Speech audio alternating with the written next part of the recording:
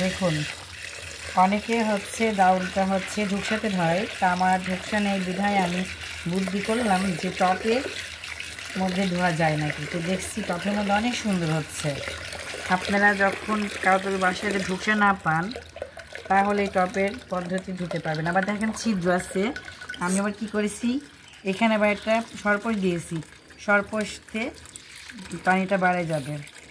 এটা সহজ, পানিটা আমার সেঁকতেও হবে না, বারবার যেরকম করে ঢালতে হবে, এটা করতে হবে, ওটা আমার মানে না করলে হবে। দেখেন এরকম ঘষলে, এটা প্রথমে ঘষলে ওই পানি যা থাকবে তল নিচ দিয়ে বাড়াই যাবে। এই দেখেন দেখেন ধুতে ধুতে দেখেন ডালটা সাদা হয়ে যাবে, পানি একদম সাদা পানি বাড়াবে, তখনই বোঝা যাবে যে ডালটা ধোয়া হয়ে গেছে ভালোভাবে।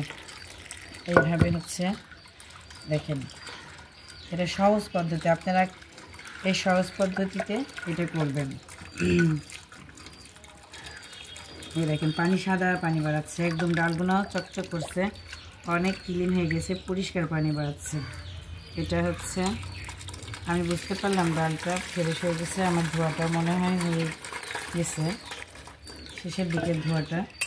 এই দেখেন চকচক করতেছে, একদম সাদা ঝকঝক পানি বাড়াই গেছে, তখনই বুঝবেন যে হচ্ছে ডালটা আপনার পুরোপুরিটা ধোয়াটা কমপ্লিট হয়ে গেছে, সম্পূর্ণভাবে ধোয়াটা হয়ে গেছে। তাহলে দেখবেন বড়িগুলো অনেক সুন্দর হবে, মানে চকচক করবে।